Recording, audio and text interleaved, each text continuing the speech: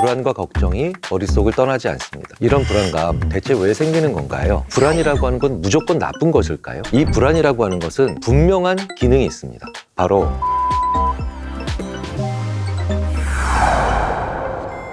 당신의 심리 읽어드립니다. 안녕하세요. 저는 심리학자 김경일입니다. 요즘 팬데믹 시대에 정말 많은 걱정들을 하고 계시죠. 저 많이 불안해요. 이유 없이 화가 나요. 여러 가지 걱정으로 잠을 이루지 못합니다. 그런데 이런 여러 가지 걱정 중에 제일 많이 하시는 이야기는 불안입니다. 왜 불안은 우리를 더 힘들게 할까요?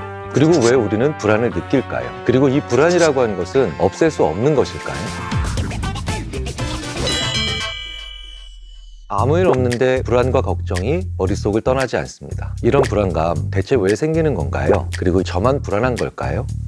불안의 정의가 무엇일까요? 어떤 안 좋은 일이 있을 것 같다는, 혹은 어떤 안 좋은 일이 다가올 것이라고 하는 그런 왠지 모를 느낌으로 인한 초조함이에요. 자, 그러면 제가 한 사람의 심리학자로서 가장 먼저 말씀드려야 될 내용은, 불안은 당신만 느끼는 게 아닙니다. 우리 모두가 느끼는 겁니다. 왜일까요? 불안이라고 하는 것이 반드시 동반하고 있는 것 중에 하나가 고립감이에요. 그래서 내가 무언가로 인해서 불안하다면, 이 불안, 초조함, 떨림, 이런 것들이 나만 느끼는 것인가 라고 하는 생각에 빠지기 쉽다는 거죠. 그래서 저는 예전에 이런 일이 있었습니다. 컴퓨터에서 늘 돌아가던 프로그램이 구동이 되지 않습니다 라고 하는 거예요. 그래서 제가 그 에러 메시지를 넣고 그 다음에 검색을 해봤습니다. 재밌는 건 거의 똑같은 문장으로 질문과 정보들이 쭉 검색돼 나오니까 아직 그것에 대한 내용을 읽기도 전에 불안이 진정되고 좀 더 꼼꼼하게 살펴봐야 되겠다라고 하는 동기가 생기더라고요. 왜냐? 나 같은 사람이 많거든요. 그렇기 때문에 대표적인 것이 미국에서 출발한 Patient Like Me라고 하는 사이트입니다. Patient, 환자죠. Like Me, 나 같은 환자들인 거예요.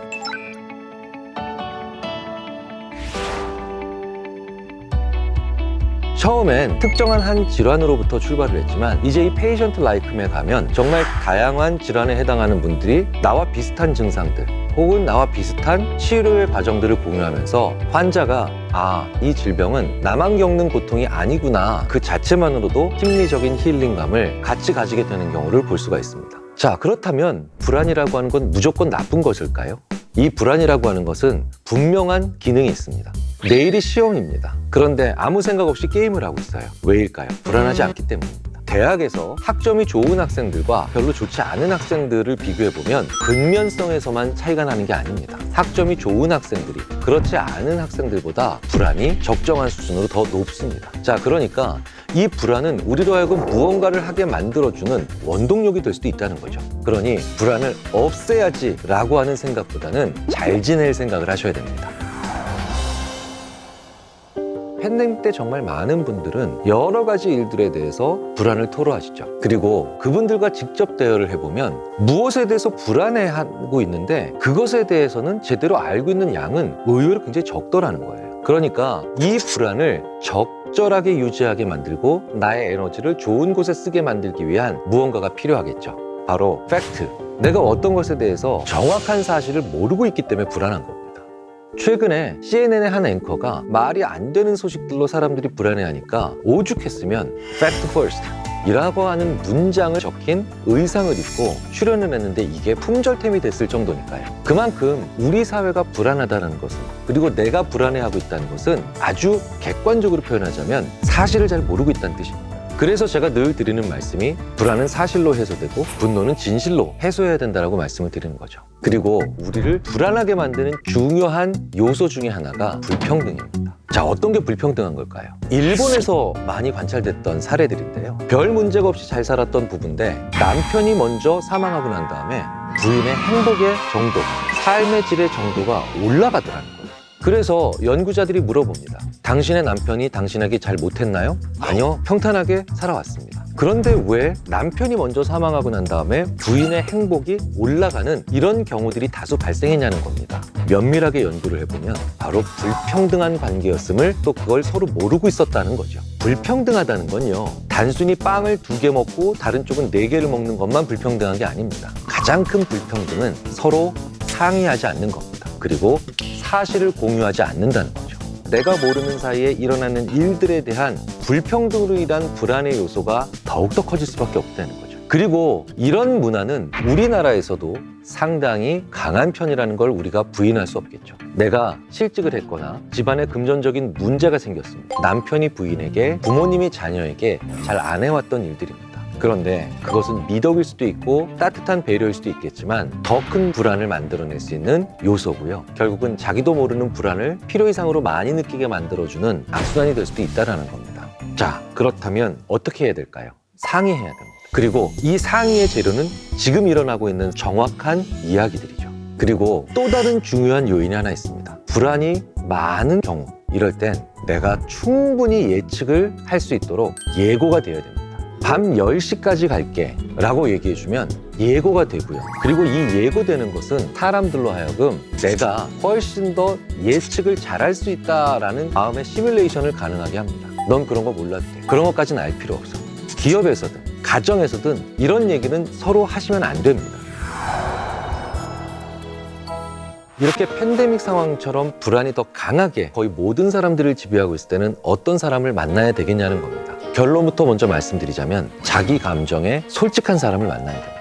무슨 얘기냐? 저는 예전에 어떤 경기에 뛰기 전에 제가 불안해하고 있더니 친구가 야, 나도 불안하다 야. 이랬더니 저는 오히려 훨씬 힘이 되더라고요. 무슨 얘기냐? 불안을 없애고 싶다면, 불안을 많이 완화시키고 싶으시다면 일어난 사실뿐만 아니라 감정의 사실도 정확히 얘기해 줄 수 있는 사람을 만나야만 한다는 거예요. 긴장하지 마, 두려워하지 마 라고 하는 건 나의 긴장과 나의 두려움을 부인하는 일일 뿐 문제를 해결할 수 있는 경우는 거의 없죠. 그래서 저는 면접 과정에 심사위원으로 참여했을 때 긴장 푸세요, 불안해하지 마세요 이런 얘기 하지 맙니다. 팬데믹 시대입니다. 모든 사람들이 불안합니다. 그런데 마치 자기는 불안하지 않은 것처럼 이런 사람을 만나면 오히려 나의 불안은 더욱더 커질 수밖에 없다는 거죠. 잘 생각해 보십시오. 나의 상태를 보여줬는데 자기는 아니라고 하는 사람에게 과연 나의 불안에 대한 얘기를 할 수 있을까요? 할 수 없습니다. 하지만 나 불안해 라고 얘기했을 때 아이고 야 나도 불안하다. 그럼 우리는 자연스럽게 이런 얘기를 할 수 있게 되겠죠. 너 언제 불안하냐? 뭐 때문에 불안해? 이제 같은 문제를 가지고 있는 사람이고 같이 감정에 솔직해졌으니 이제 훨씬 더 자질구레한 얘기를 할 수가 있겠죠. 밀가루 한 덩어리를 반죽으로 가지고 있습니다.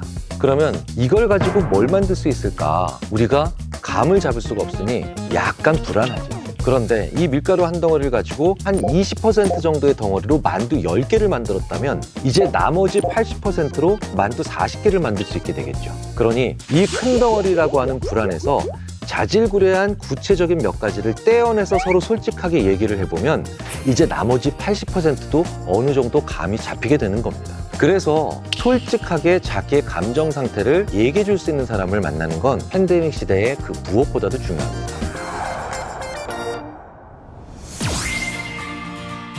불안은 모두가 느끼는 감정입니다. 그리고 적당한 불안은 우리의 성장에 크게 도움이 된다는 것을 명심할 필요가 있습니다. 그래도 너무 불안해서 불안을 없애고 싶다면 누군가와 만나서 솔직한 대화를 통해서 내 불안 그리고 그의 불안을 정확하게 찾아내는 그런 지혜가 필요하죠. 적당한 수준의 불안은 아주 적당한 수준으로 가득 차 있는 자동차의 연료와 같은 거예요. 지금 불안하신가요? 그렇다면 내가 아직 살아 숨쉬기 때문입니다. 그러니 지금까지 말씀드린 심리학자들이 연구를 통해서 알아낸 그리고 실증해낸 몇 가지 방법을 통해서 나의 불안과 잘 지낼 수 있는 혹은 나의 불안을 잘 이용할 수 있는 그런 상황으로서 이 불안을 대하시는 것이 어떨까 싶습니다. 근데 왜 그렇게 불안하지? 그렇게 아프면 어떻게 하지? 나 혹시 코로나 걸린 거 아닐까? 이렇게 불안할 때는 어떻게 해야 되겠습니까? 그게 바로 한 놈씩 두들겨 팬다는 거예요.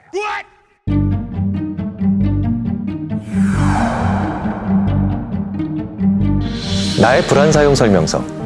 불안을 현명하게 이용하는 방법. 팬데믹 시대에 이런 생각하시는 분들 정말 많으실 거예요.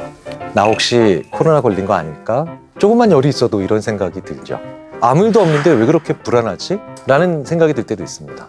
저는 팬데믹 이후로 군대 가는 꿈을 자주 꿉니다. 며칠 전에는 드디어 처음부터 다시 하라는 국방부의 특명을 받고 제가 엉엉 울면서 저희 집 가족과 이별을 했던 그런 악몽을 꾸기도 합니다. 이 모든 것들이 불안이 만들어내는 감정이기도 한데요. 불안이 꼭 나쁘기만 한 걸까요? 아니죠. 불안은 오히려 사람을 행동하게 만드는 힘이 있습니다. 나에게 무언가 에너지가 남아있기 때문에 불안한 거죠. 자, 그렇다면 오늘은 이 불안에 대한 고정관념을 한번 깨보고 오히려 역이용할 수 있는 그런 시간을 가져보도록 하겠습니다. 일단 이 불안이 뭔지는 이해를 해야 되죠. 불안하면 왜 불안할까요? 모호하고 불확실하기 때문이죠. 이걸 잘 보여주는 실험이 바로 그 유명한 엘스버그의 역설, 다니엘 엘스버그의 실험이죠. 엘스버그가 굉장히 재밌는 실험을 하죠. 단지에 공이 90개가 있습니다. 그 중에 30개는 빨간 공이에요. 그럼 나머지 60개는요? 까만 공과 노란 공이 섞여 있습니다. 그런 상태에서 사람들에게 게임을 하자고 합니다. 눈을 가리고 공을 뽑았는데 빨간색 공이 나오면 돈을 받는 게임을 하겠습니까? 까만색 공이 나오면 돈을 받는 게임을 하겠습니까? 그러면 대부분의 사람들은 빨간색 공이 나오면 돈을 받는 게임을 하겠습니다 라고 얘기한다는 거예요. 까만 공의 숫자와 노란 공의 숫자는 불확실해요. 빨간색 30개라는 건 알고 있잖아요. 재밌는 건 그 다음 게임, 이런 질문을 하면 사람들의 선택이 되게 우스워진다는 거예요. 이때 사람들의 선택은 대부분 까만색 공이나 노란색 공이 나오면 돈을 받는 게임을 하겠다고 하는 겁니다. 다 합치면 60개라는 게 확실하다는 거죠. 그런데 잘 생각해 보십시오. 이 사람 되게 웃긴 사람입니다. 내가 첫 번째 빨간색 공에 돈을 받는 게임을 하겠다고 했죠. 그럼 이 첫 번째 게임을 하면서 나는 당연히 까만색 공이 30개가 안 된다고 가정을 하는 셈이 되죠. 그리고 노란색 공은 31개 이상이라고 자동적으로 가정해버리는 셈이 되죠. 자, 그런데 사람들은 첫 번째 게임에선 확실한 30개, 두 번째 게임에서는 확실한 60개, 자기 행동이 가정들을 스스로 짓밟는 행동들을 계속해서 한다는 겁니다. 왜 이런 결과가 나올까요? 불확실한 게 싫으니까요. 그리고 불확실한 건 불안하니까요.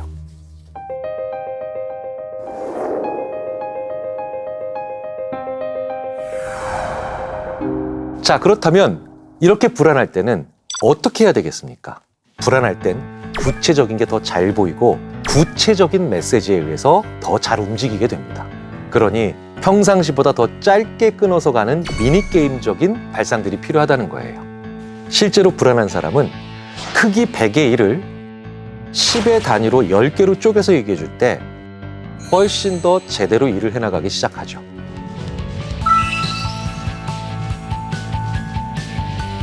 좀 더 쉬운 말로 한 놈씩 두들겨 팬다는 거예요. 2달 동안 이 프로젝트를 하자라고 얘기하는 것보단 자, 이번 주는 총정리, 두 번째 주는 계획 잡기, 세 번째 주에는 결산하기, 네 번째 주에는 다시 계획 잡기. 계속해서 이렇게 하나의 큰 일을 훨씬 더 잘게 쪼개서 확실한 제목들을 붙여주는 것이 그 무엇보다도 필요합니다. 그래서 저는 이 팬데믹 시기에 대청소를 한다는 말을 가급적 삼가하시라고 조언드립니다. 가뜩이나 불안한데 자, 우리 가족 맨날 집에 있으니까 대청소 한번 할까? 이러면 우리는 막막해지며 동기부여도 안 되는 겁니다. 하지만 오늘은 두 번째 서랍을 정리한다. 그 다음날 세 번째 책장을 정리합니다. 이런데 이렇게 하나씩 만만하게 보이는 것들을 확실하게 두들겨 팬 그 결과가 대청소가 결과적으로 이루어져 있더라는 거예요. 자, 그런데 재밌는 건요. 이렇게 일을 잘게 쪼개는 것 못지않게 중요한 것이 있는데 만나는 사람의 크기, 즉 단위도 잘게 쪼갤 필요가 있습니다. 불안한 이런 팬데믹 시대일수록 1대1의 대화는 그 무엇보다도 중요합니다. 1대1로 얘기해야 구체적이고 확실한 대화가 가능해지니까요. 온라인 회의도요. 제가 해보면 전체 대학원생들을 15명을 모아놓고 한 학기 내내 15번 회의하는 것보다 이 15명 1대1로 한 주에 한 번씩 만나고 나중에 한 번씩 15명 전체가 모여서 회의를 하는 것이 훨씬 더 효과적인 학생 지도가 된다는 걸 저 역시 느끼기도 합니다. 맞습니다. 불안할 땐, 그리고 불확실할 땐 일이든 모임의 단위든 잘게 쪼개는 지혜가 그 무엇보다도 필요합니다. 자, 그런데 이 불안이라고 하는 게 가지고 있는 또 다른 의외의 장점이 있습니다. 불안은 변화를 만들어내는 것에 적합하다는 거죠. 그리고 그 변화는 바로 작은 습관들이 만들어내는 위대한 결과입니다. 에디슨은요, 모든 생각을 꼭 적는 노트 필기 습관이 있었습니다. 빌 게이츠는 엄청난 다도광이자 그 책에 대한 자기의 느낌을 요약해놓는 습관을 가지고 있습니다. 존 F 케네디 대통령은 신문을 6개를 읽는 습관을 가지고 있기 때문에 세상을 바라보는 눈이 완전히 달라지는 위대한 결과를 만들어냈습니다. 위대한 결과는 작은 습관들의 소박한 누적을 통해 만들어지죠. 하지만 여전히 우리는 그 습관을 못 만들고 있다는 거예요. 왜일까요? 의지가 부족하셔서일까요? 노력이 결핍되어서 그러신 걸까요? 아니죠. 습관을 만들기 가장 좋은 시기가 있는데 그게 바로 우리가 불안할 때입니다.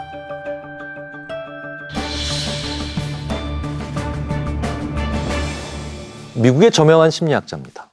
그리고 저의 악마 같은 지도 교수이기도 하죠. 스마트 체인지의 저자 텍사스 대학의 아트 마크먼 교수는 인간이 습관을 만들기 위해 가장 좋은 타이밍이 있다고 얘기를 합니다. 첫째, 그다지 좋은 기분 상태가 아니어야 됩니다. 둘째, 습관은 다소 침체되어 있는 그런 상태에서 만들기가 좋습니다. 셋째, 그 상황 자체가 평상시와는 무언가 다르다라고 느껴야만 됩니다. 참으로 재미있게도 이 팬데믹 시기가 정확히 거기에 부합됩니다. 평상시보다 기분이 안 좋으시죠? 많이 고립돼 있고 떨어져 있으니 침울해져 있습니다. 그리고 팬데믹이라는 말 자체가 일상적인 상황과 완전히 다르다라는 걸 우리가 받아들이고 있다는 거죠. 그렇다면 이건 뭡니까? 이 팬데믹 시기는 에디슨처럼, 케네디처럼, 혹은 빌 게이츠처럼 위대한 결과를 만들어냈던 그런 사람들의 작고 소박한 습관들을 나도 만들 수 있는 가장 좋은 기회가 되지 않을까요? 일기를 쓴다, 메모를 한다, 아니면 새로운 공부를 시작한다. 새로운 습관들을 바로 이 팬데믹 시기에 한 번쯤 가져보면서 변화의 계기로 삼아보는 것은 어떨까 싶습니다. 우리 인간도 진화의 역사를 거칩니다. 진화 심리학자들은 왜 인간의 마음의 진화에서 불안, 공포 같은 것들이 없어지지 않고 그대로 존재하느냐 고민을 해보죠. 바로 필요하기 때문입니다. 불안은 나를 움직이게 하는 원동력이 됩니다. 불안할 때 구체적인 것들이 더 잘 보이죠. 불안할 때가 새로운 습관을 만들기 가장 쉽습니다. 여러분의 불안을 현명하게 이용하십시오.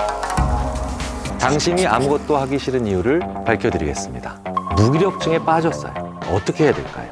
심지어 소중한 사람에게 오랜 시간 동안 무기력을 심어놓을 수 있었다는 겁니다.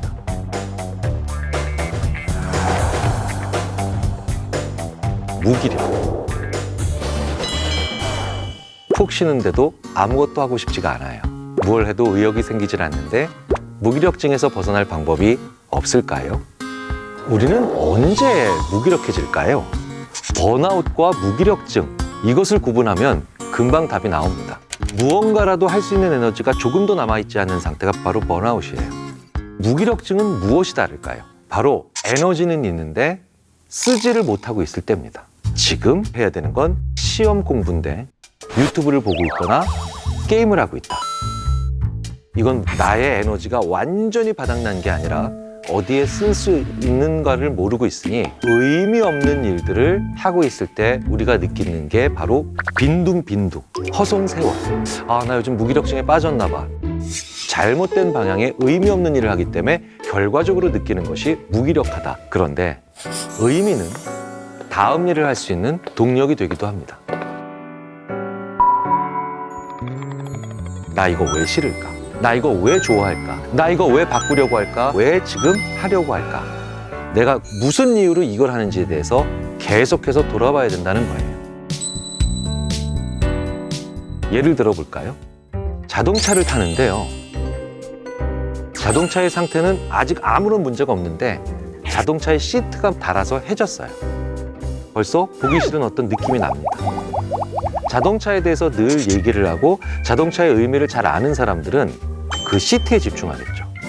시트를 바꾸거나 혹은 관리할 수 있는 전문 업체를 가겠죠. 그런데 자동차를 잘 모르는 사람은 시트 때문에 자동차가 싫어집니다. 시트에 대한 생각이 자동차 전체에 대한 호감도에 반영되면서 차를 바꾸겠다고 하는 엄청난 생각으로 빠져들겠죠. 이 삶이 계속 반복된다면 어떤 사람들이 더 무기력증에 많이 빠지겠냐는 거예요. 어떻게 해도 좋은 결과가 안 일어난다라는 생각을 하는 나를 믿을 수 없는 그런 사람들이 결국 무기력증에 더 잘 빠진다. 그렇기 때문에 가장 중요한 건 이 일이 나에게 어떠한 의미가 있는지를 스스로에게 질문을 하는 겁니다. 의미 없는 일을 과감히 포기하는 것, 집착하지 않는 것, 무엇보다도 중요합니다.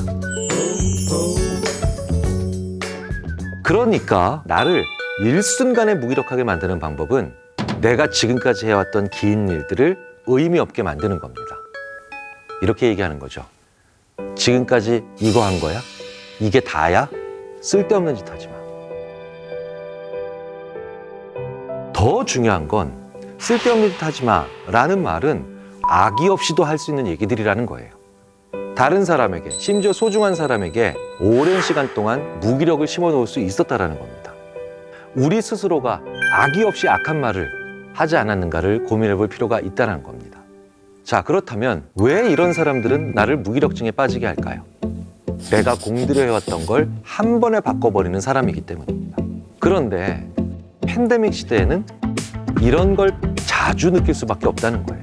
나는 매일 손을 씻고 다른 사람들에게 피해를 주지 않기 위해서 공을 들이죠. 그런데 여전히 확진자의 수가 올라간다든가 나는 무기력해지죠. 내가 지금까지 해왔던 나의 모든 과정이 결과를 만들어내지 못하니까요.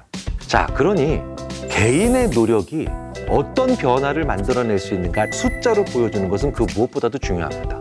예를 들어서 개인 위생을 잘 지켰을 때 몇 명의 사람을 어느 정도에 막아낼 수 있느냐. 가끔은 이런 것들을 보기도 합니다. 바로 계단인데요.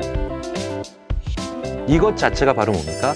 나의 하나하나의 작은 노력들을 정확하게 의미 있는 것으로 만들어주는 정보이기 때문에 조금 더 힘을 내서 엘리베이터보다는 계단을 올라갈 의미를 만들어준다는 거예요.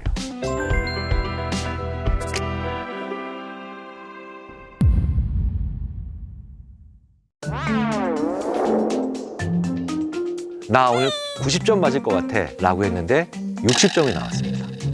무기력해지기 쉽죠. 나 오늘 60점 맞을 것 같아 라고 했는데 90점이 나왔어요. 나의 뇌는 여전히 무기력을 만들어내는 과정으로 삼게 되죠.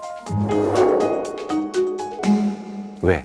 내 예상과 전혀 다른 결과가 일어났으니 이제 내가 어떻게 하든 상황 마음대로 갈 거야 라고 하는 무의식을 계속해서 주입할 수밖에 없으니까요. 우리는 잘 안 되면 도대체 어떤 곳에 문제가 있을까 돌아보죠. 그런데 잘 안 될 거라고 생각했는데 잘 된 날 이유를 분석하지 않는다는 거예요. 결과가 좋았기 때문에 이건 그냥 넘어갑니다. 그런데요, 이때 그저 좋아한다면 앞으로 무엇에 의존하겠습니까? 이유를 잘 모르는 결과를 계속해서 만나면 결국 그거는 장기적이고 만성적인 무기력을 경험할 수밖에 없게 됩니다. 나의 예상과 달리 결과가 긍정적이었던 그 모든 것에 우리는 냉철하게 분석을 해볼 필요가 있습니다. 지금까지는 무기력을 막는 방법을 얘기했지만 이미 들어가 버린 무기력의 상태에서 빠져나오려면 어떻게 해야 되냐는 거예요. 무기력 전에 오는 것이 우울감입니다. 우울감이 지속되면서 에너지는 있어도 무엇인가도 할 수가 없는 상태로 가버리게 되면 무기력에 빠졌다. 이렇게 무기력에 빠졌을 때는 능구렁이 담 넘어가듯이 빠져나오시는 게 그 무엇보다도 중요합니다. 그럴 때는 빨리 몸을 움직여야 돼요. 설거지라도 갑자기 한다든지 막 안 뜯었던 소포를 갑자기 뜯는다든지 우울한 기분이 들 때 그 기분에 진짜 속지 않으려고 노력해요. 몸을 움직여야 돼, 진짜로. 아무리 심리적이다라고 얘기를 해봐도 결국은 물리적인 운동입니다. 우선 무엇이라도 해야만 한다는 거예요. 설거지라도 아니요. 설거지가 제일 좋은 방법입니다. 왜? 결과가 빨리 나오거든요. 약간의 움직임으로 구체적인 변화를 만들어낼 수 있는 그런 운동이 가장 좋다는 거예요. 그렇다면 대자 들어간 걸 하지 마셔야 돼요. 국토대장정은 집안 대청소는 바보스러운 방법이에요. 대신 오늘은 두 번째 서랍 정리, 설거지. 작지만 확실한 결과를 만들어내는 그 어떤 것이든 하시면 됩니다. 무기력증에서 빠져나오기 위해서는 도와줄 수 있는 사람을 만나야 되죠. 위로보다는 격려할 줄 아는 사람을 만나셔야 돼요. 제가 어떤 학회에서 발표를 한 적이 있습니다. 정말 망했습니다.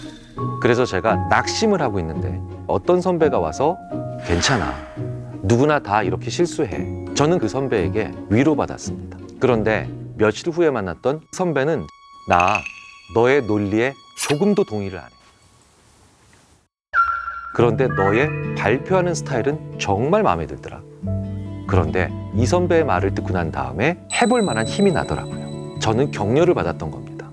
이 발표에 대한 모든 것들이 분리가 되지 않은 상태에 있으니 초점을 어디다 맞춰야 되는지 알면서도 하지를 못하는 상태에 들어갔는데 이거를 분리해주는 선배를 만나니 이제 논리에 집중해보자 라는 생각을 하게 됐더라는 거예요. 위로와 격려는 분명히 다릅니다. 슬픈 상태에 있다면 위로를 해야 됩니다. 그거는 상처거든요. 하지만 무기력한 건 상처가 아닙니다. 가야 될 방향을 모른다는 거예요. 그런 상태에 있는 나를 위해 필요한 건 격려예요. 나의 잘하고 있는 것과 못하고 있는 것을 정확하게 구분해 줄 수 있고 그 두 개를 다 언급할 수 있는 사람을 만나시기 바랍니다. 그리고 또 그런 사람이 돼주셔야 됩니다. 어떤 사람을 우울에 빠뜨리는 최고의 방법은 뭘까요? 의미 없는 짓을 계속해서 하게 만드는 겁니다. 그렇기 때문에 적성에 맞는 일을 찾는 건 그 사회가 무기력하게 되지 않기 위한 가장 중요한 첫걸음이 되기도 합니다.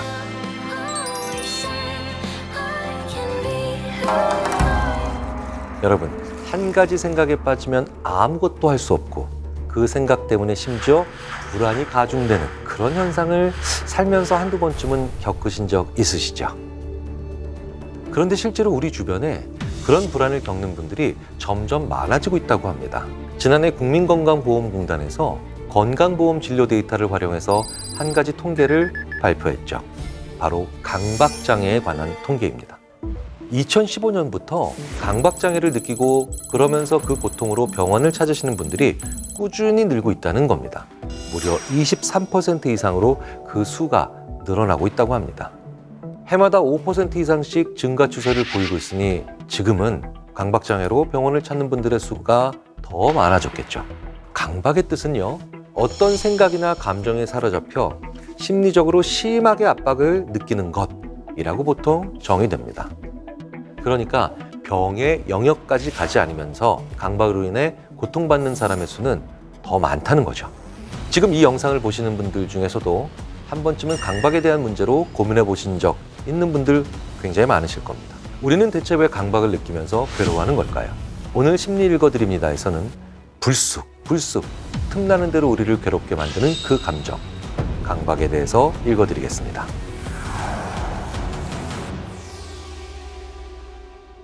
먼저 여러분께 꼭 강조드리고 싶은 게 하나 있습니다. 이 강박은요, 지능의 문제는 아니라고 봐야 합니다. 다만 내 인지적 방법의 문제라는 거죠.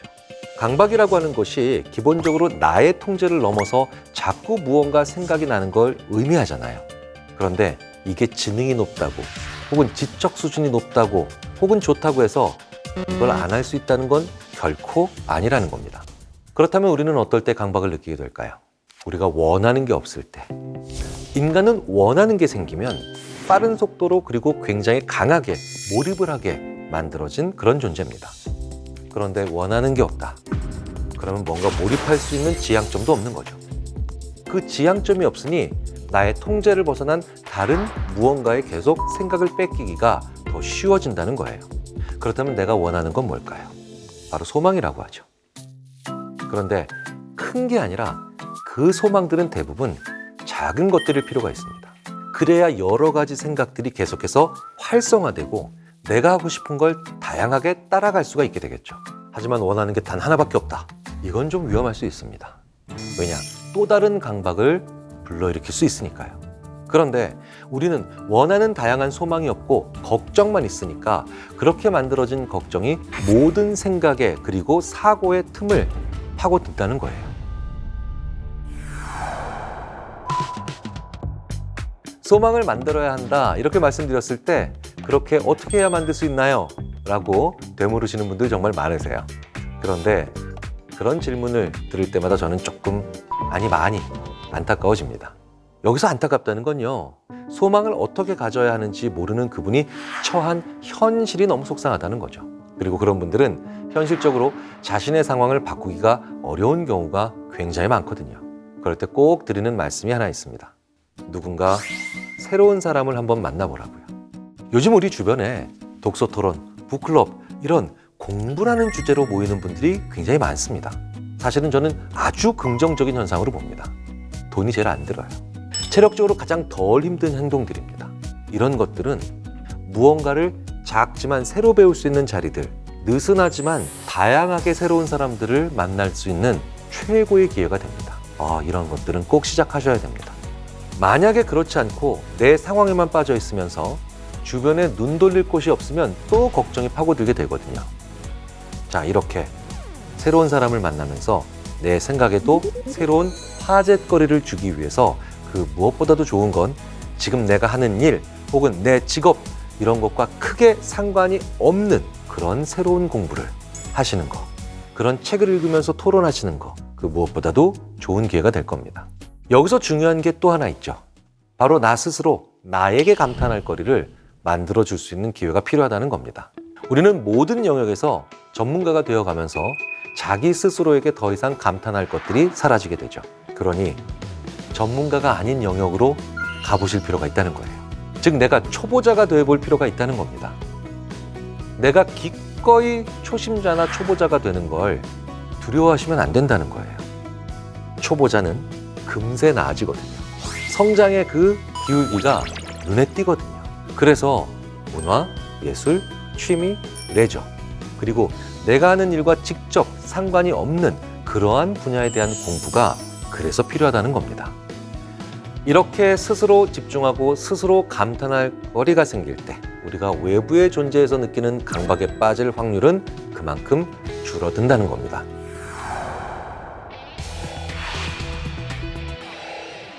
강박적인 것 때문에 괴로워하는 분들이 많이 보이는 특징적인 화법이 또 있습니다. 바로 대상이 나를 그렇게 만든다는 식의 화법이죠. 그런데 감정을 느끼는 건 나잖아요. 그런데 대체 왜 어떤 사람이, 어떤 상황이, 어떤 물건이 나를 그렇게 만든다는 표현을 하는 걸까요? 철저하게 자신의 감정이 주변에 혹은 맥락에 혹은 타자에 의해 끌려다니고 있기 때문입니다. 그래서 저는 강박증의 반대말은 주체성이다 라고 얘기하곤 하죠. 그러니까 신경 쓰는 것도 내가 신경 쓰는 거예요. 화나는 것도 내가 화나는 겁니다. 네가 나를 신경 쓰이게가 아니라 나는 너를 볼 때 신경이 쓰여. 같은 말인 것 같지만 분명히 내가 더 주체적이다라는 뜻입니다. 이렇게 나를 중심으로 한 언어, 그리고 느끼는 감정의 주체를 나로 만드는 언어를 하셔야만 상대방과 좀 더 많은 대화를 할 수 있게 됩니다. 너 때문이야. 이게 아니라 내 상태가 이래. 이렇게 말을 했을 때 상대방도 더 얘기하거나 도울 수 있는 여지를 가지게 된다는 거죠.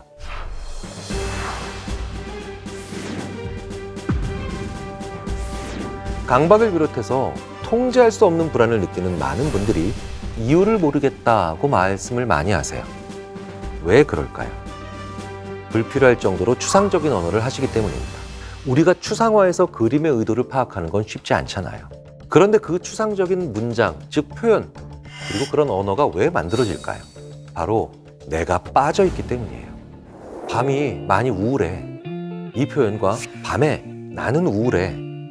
같은 말 같지만 두 번째가 훨씬 주체적인 언어입니다. 첫 번째는 밤이 나를 우울하게 만드니까 피해야 한다라고 생각하기가 쉽죠. 그런데 이런 두 번째 표현을 계속 씀으로 인해서 밤에 내가 우울하니까 낮을 찾아가야지 라는 생각을 하는 사람이 될 수 있다는 거예요. 좀 더 주체적으로 움직일 수 있다는 겁니다. 결국 무엇에 빠져 우울해진다? 자꾸 그것만 생각하게 된다? 나를 중심으로 표현해서 내 삶의 중심이 내가 되는 그런 암시를 나의 뇌에 주어야 합니다. 그러려면 작은 표현부터 나를 중심으로 하는 표현으로 바꿔보는 것이 필요하죠. 그래야만 우리의 뇌는 절묘하게도 좀 더 좋은 해결책을 스스로 찾아나가는 그런 지향점을 우리로 하여금 가지게 해줍니다. 한없이 불안한 마음이 들어 잠이 안 오는 밤. 그럴 때 우리는 적당히 근시안이 될 필요가 있습니다. 대부분 이런 끝없는 불안은 10년 후, 20년 후에 망해가는 나, 아무것도 못하는 나를 상상하면서 계속해서 우리를 잠 못 들게 하거든요. 하지만 내일 할 일, 이번 주에 할 일, 이렇게 비교적 단기간에 걸친 해야 될 일들을 주무시기 전에 한번 일목요연하게 써보시는 건 어떨까요? 이런 단기 계획을 앞서면서 우리는 훨씬 더 앞으로의 미래에 대한 계속해서 해야 될 일들에 대한 구체적인 생각들을 가질 수 있거든요. 정말 많은 대학원생들이 입학하고 첫 학기에 첫 면담에서 저에게 하는 질문이 있습니다. 교수님, 저 불안해요. 2년 반 후에 석사학위 받고 졸업하면 원하는 직장에 들어갈 수 있을까요? 이렇게 많은 대학원생들이 2년 반 후를 불안해하죠. 그러면 저는 그때마다 이렇게 얘기해 줍니다. 네가 고민해야 될 건 다음 주의 과제다. 네가 고민해야 될 건 내일 발표야. 우리는 미래를 생각하기 때문에 인간입니다. 하지만 다양한 종류의 혹은 다양한 간격의 미래를 생각하기 때문에 더더욱 현명한 인간이죠. 막연히 먼 미래는 그냥 불안할 수밖에 없습니다. 하지만 그런 날일수록 내일 할 일, 다음 주에 할 일, 혹은 3일 후에 할 일들을 일목요연하게 한 5분 정도 시간을 내서 적어본 다음에 이런 날이 계속해서 쌓여가면서 분명 80대에 나는 더 괜찮은 날이 올 거야 라고 하는 관리를 할 수 있는 시간 관점을 가지게 되는 거죠. 많이 불안하시다면 적당하게 근시안적으로 당장의 계획부터 먼저 세워보시는 것도 큰 도움이 됩니다.